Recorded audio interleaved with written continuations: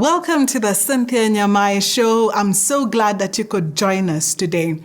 Now, after years of observing successful people, I've noticed that it's not that they're always the most talented or well-read or most educated, but they have willpower and they never stop at anything. They're so determined. We will be talking to a young lady who you well know. I won't tell you who it is. You'll find out very soon. But her story is inspiring. Coming up shortly. Minnie Kariuki is an actress and a serial entrepreneur who rose to fame from her role in popular drama series Tabasamu.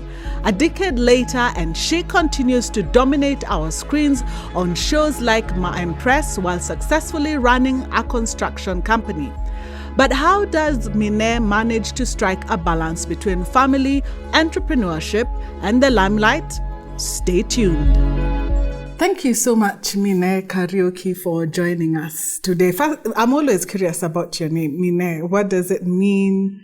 No local meaning. The only meaning I know is in Turkish. Yeah. It means water or river. Mm-hmm. That's what it means. Refreshing. Yes, it's refreshing to have. Nourishing. I like that. Tell me a little bit about yourself. Where did you grow up and what was your childhood like?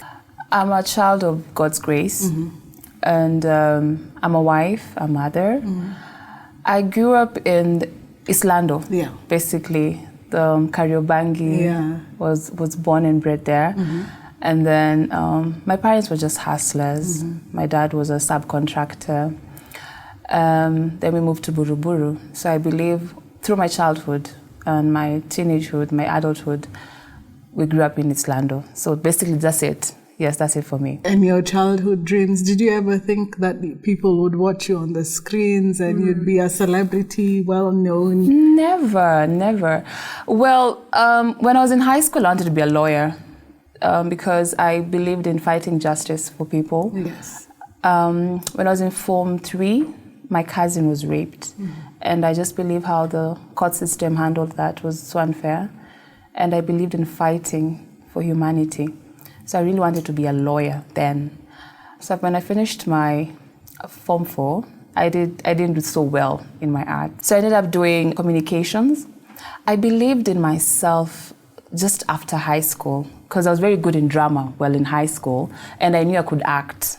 So I just started going for auditions and just lining up and stuff like that. Yeah. And one audition was at KBC then. I was only 18 years. Mm-hmm. And I got the job. And I was a presenter, a show called Unfinished. Yes. It was being sponsored by I think it was World Bank, I can't remember, but we're focusing on youth in agriculture. Then I loved being on screen because I just felt like I looked good, I was killing it. Yes. And so I didn't really think I would do it until I believed in myself and just knew I could do it because I saw myself on the screens. Acting was a passion for me, I was talented at it. And my first gig was back when I was, I think, 20 years. Mm-hmm. And I think it just came out naturally for me. So, yes. And then it was just a way of making a living then, because I didn't want to live with my parents. So for me, it was just passion and talent. Why did you want to move out from your parents? I was so independent and I just didn't like someone controlling me. You understand? Yeah. So I just wanted to write my story when I was very young. And I think also, this is what I tell parents, nurture your child's talent when they're very young. In high school, my mom used to really believe in my acting. So even when we got home, she'd be like, show me how you pulled that. Let me see it. So I believed in it. And just because I knew I could make a living out of it, I really wanted to do it. And that's why I wanted to be independent at a very young age. Yes. Yeah. And so after Unfinished KBC, did you quickly after that get another acting role? Immediately after Unfinished, I think the sponsors pulled out at some point. I went for an extra job on the show Tabasamu at Citizen. And I think I did it so well, they called me for a main act. And so that is when I got to Tabasamu. Did that for about 4 years. Mm-hmm. I graduated because I was going to school, doing my degree, and also acting at the same time. At 23, Citizen cut off Tabasamu. And I remember being called, in a room and we're like, guys, Tabasamu is over. Honestly, that's why I just never want to be employed. That feeling of, it's just like a bombshell dropping. Yes, it was so uncertain. And I was like, where am I going after this? What am I doing? I was so lost. I remember crying in my bedroom. I was depressed for a whole 3 months. And I'm one person who's never believed in employment because my parents were not employed. So there was no success story of employment where I'm from. So I really wanted to do business. And I knew I wanted to do business in construction. That is something I was so passionate about. I don't know why, I don't know how. I've seen the photos. Yes. You being looking like almost a Mjengo person. But before we get there, I just want to ask you, because we've seen stories of celebrities getting depressed, and then later on we find out behind the scenes they were going through so much. How is it like being well known because Tabasamu was a success? Everyone knows you, and then suddenly you don't have a job. There's a lifestyle to keep up with, and sometimes going off screen and not living that celebrity life is not easy. How was that for you? Hard. Plain truth, simple, hard. So you wake up one morning, you're used to standing in front of the screen.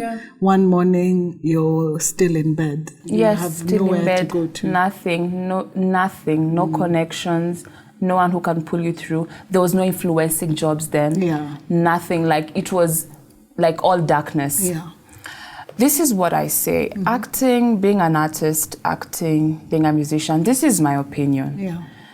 This is not something that will really make ends meet. And this is not something that will really break your career. This is just a side hustle. Building your brand is now getting the cash itself, getting a breakthrough in whatever it is you're doing. What you get as an actress against what I get is relevant. Like, what I get could be everything for me. And what you get could be something like peanuts for you, okay?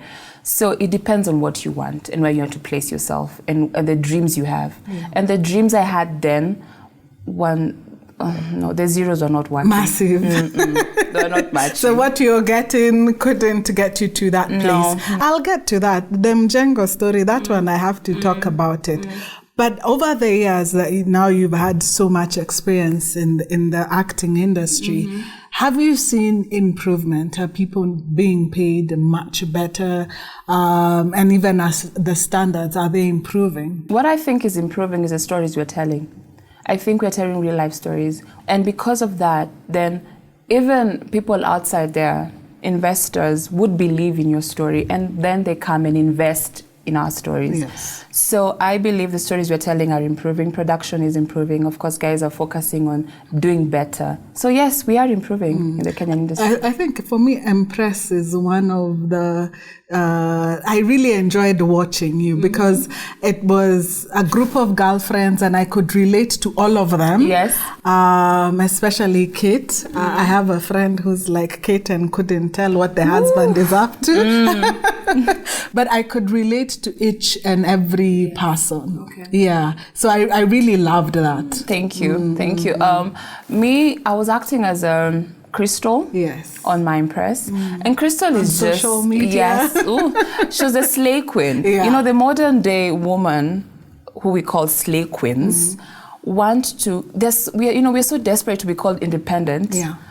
While your money, your monetary value is coming from Amubaba's wallet.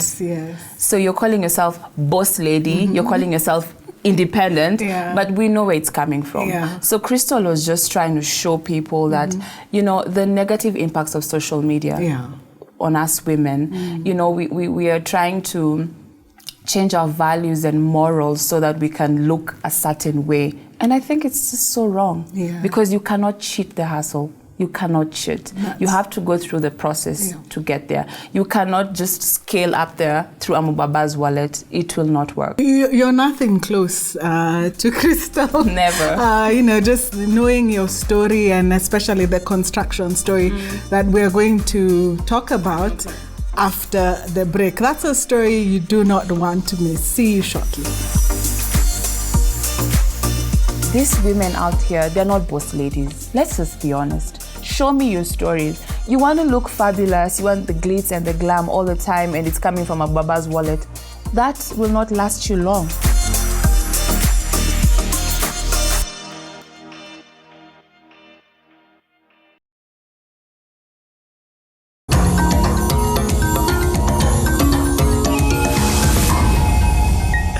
Welcome back. We were speaking to Minnie Kariuki, telling us about her life, ups and downs, living the celebrity life, and now we're about to find out something a little bit interesting. I saw it in a photo. Mjengo. That photo. I was like, okay, was she acting? Is that her? Then I read about it and I was like, no, this is real life. Tell me how you got into construction. This was after Tabasamu, or? Immediately after. Yes. Okay. So I told you after Tabasamu, we were just cut off immediately, and I didn't know what to do next. I just graduated from University of Nairobi. I was doing Bachelor of Arts, major in communication, and I just didn't want to get employed, you know? I just enjoyed my freedom so much. And just my fascination of construction, and I was so fascinated of seeing buildings coming up, the structural engineering of it all. And I knew of an Indian who had a quarry, a ballast quarry in Mlolongo, and his office was at Westlands. I just knew of him. So I built up my confidence. I went to his office, and he was called Praveen. And I introduced myself. I was such a young girl in his eyes, but to me, I was just all I had. And he was like, "What? Why are you not in school?" I was like, "I finished my degree. You're so young. You're only 23." I was like, "Yes." And he told me, "Okay, so to buy a heap of ballast at that price, you need XX amount. Do you have it?" And I was like, "Yes." And he couldn't believe it. I just went into my bag and removed the cash. And he's like, "Where did you get this from?" I told him, "Out of my savings." Wow. And he was like, "Okay, and how are you going to market your business?" I told him, "I will learn through the job. I will learn." And he told me, "Do you know how dusty that road is? Do you know how bad that road is?" I told him, the lorries go through there. I'm also human. I'll just go through there. And to get into being an agent of his quarry was so hard. But he told me he saw the confidence, he saw the resilience in me, and he just saw how he told me, "I see you like my daughter. And if this is what will take you to the next level, and this is what you want, then fine." And I was shook. I went home and I cried, and I remember praying and telling God, "God, please just make this happen. This seed that I'm planting, I want it to be fruitful in the next 5 years." You had a 5-year plan. Yes, it was a 5-year plan. Because also, what happens in the quarries, after 5 years, then they start producing the best ballast. Then they have to go somewhere else also. Looks like you had done your homework. I had done my research, and I knew where his office was. And there's a time I used to park on the side of his office and know he comes to work at 5. He leaves at 7. He goes for lunch. So I knew, I used to stalk this Indian because I was told that's the only way. He has the best ballast in Lolongo, and this guy is strict. You don't see him. You know Kenyans and their stories. He's like a genie. You never get to know him. So I was like, please. And it's more of a man's business. Yes, it is. This is what I say. The misconception of gender-specific roles are just slowly diminishing society. If your child wants to wake up and be an engineer, she can. If a girl child wants to wake up and wants to do something structural, yes, they can. It is very much possible. So yes, and Praveen told me, "Okay, fine, I've given you the wings. Go do your thing." The discount and everything. So girl, first of all, it takes you 8 kilometers from Athi River to the quarry. Yes. And the craters and the valleys to get there. I had a small Vitz at Dudu. I used to change my shocks every 1 month. Oh God. And there were no offices. It wasn't pretty and fancy. My office was an exercise book, a biro, and under a tree. I knew nothing of wearing sunscreen. It was just me and my ngomas. my jeans. You had to look ragged because you had to look like what you're... no fancy. No lipstick, no high heels. So all these things that, even when you're starting your TV career that you had enjoyed, makeup and you put them aside. No hair, no wig. It was just me and my kitamba and my ngomas. And this is what I say. Transitioning from being on screen to doing the dirty, I'll call it dirty work or juakali work, is hard. But it's the faith and the belief that I had to do this and just believing in myself. And that you'd be successful in anything. You will. Yeah. You will definitely be successful. Yeah. So I never had clients. Like I got there the first day and I was just looking at people, like girls are looking at me like, who is this? I'm sure they're wondering, who is she? Who does she even think she is?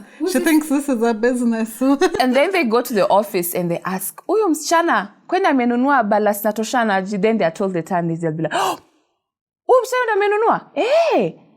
Huyu si wa mtoto wa nani?" No, we don't even know her. She's fresh. Yeah. And what happened, I remember going to Mlolongo and finding drivers and just going and marketing my job through word of mouth. All the drivers, nitakupatia discount here. Yeah, 20 bob. Yeah, 50 bob. I'm telling you, Cynthia, in 3 months, all the trucks used to come to Aristo. If anyone has done ballast and they've been in that side, they know Aristocrat Quarry. They used to come to Shiko. They used to call me Shiko wa Mawe, Shiko wa Ballast, because they just didn't understand, And this is what I say. If you're going through a business and you don't know how to start, this is the story I was trying to tell young girls in business. Go by grace, grow by faith, and God will take you through. God will surely take you through.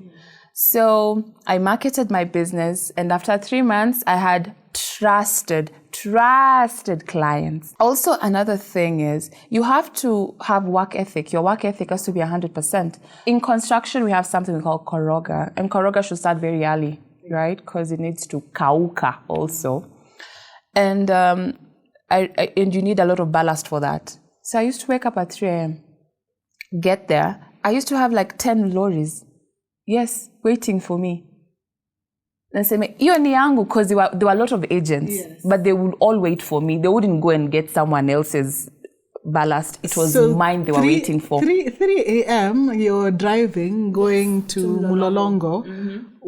What's waking you up that early? Where are you getting that motivation to wake up? I'm chasing my dreams. If it means waking up at 3 a.m. to chase my dreams, I will wake up at 3 a.m. chase my dreams. What are some of the lessons that you learned when you transitioned from acting to now your business? You have to be self-motivated. You see, if you're an actress, you have a call sheet. So you have to be, you're regulated in a way, you're controlled in a way. You have talent has to be on set by 6:30, do your makeup, do your this, have your lines. In business, you have to be self-motivated. You have to wake up at 3. If you don't wake up at 3, you'll not make no sales. In acting, whether you come to set at 9, at 10, at 2, it's about the production house making their sales. As talent, it doesn't bother you.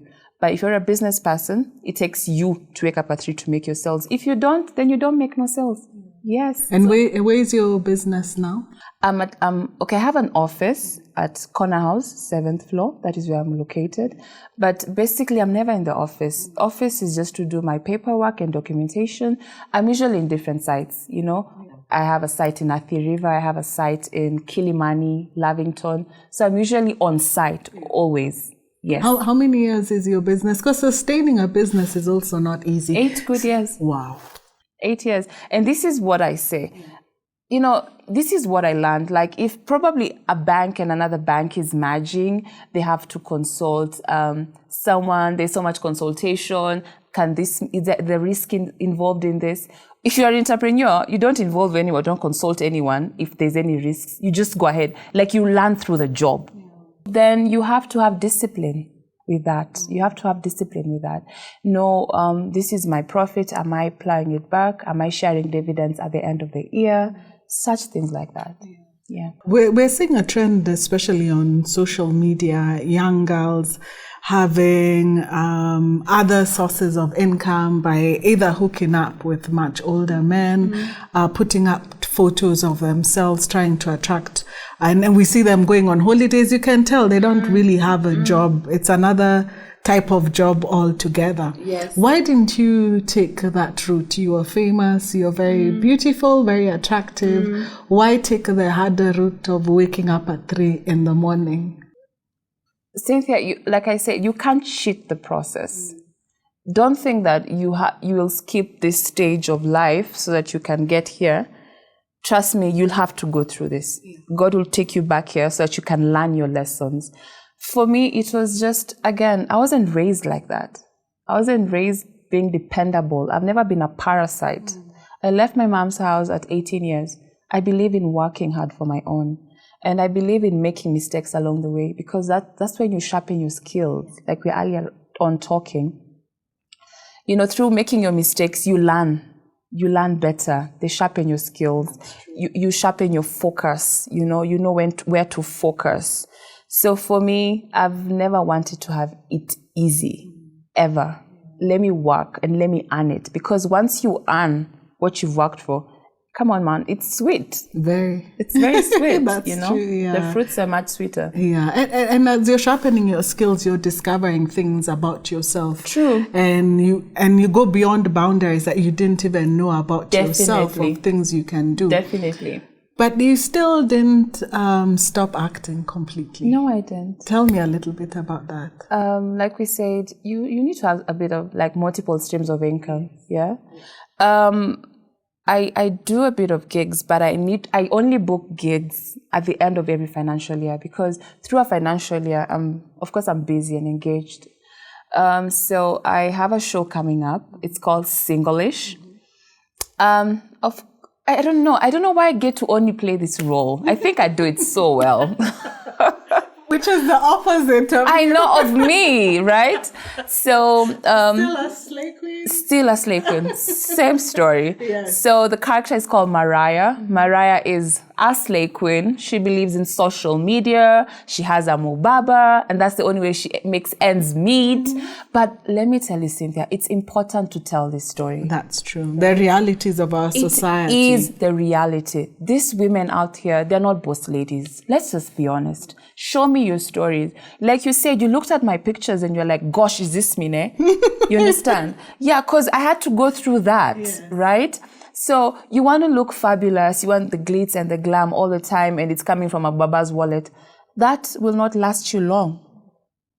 That's cheating the process. That's true. Yeah. So Mariah, like I said, the show is called Singlish. My role is Mariah. I cannot wait. Let me get a little bit personal, because I saw some photos of you dancing away. Okay. But you've been married for a while. What was that occasion about?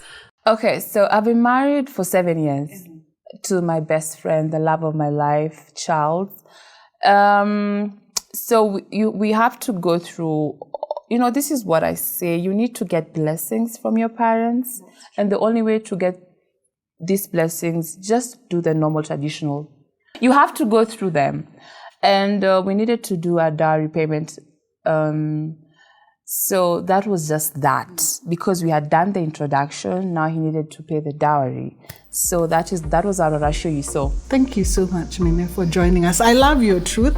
I've learned so much from you and just listening to your story and the true realities of life. Thank you so much for joining us today. And if there's one thing I've learned today, there's so much we can learn actually, but chase your dream. Whatever it takes, chase your dream. See you next week.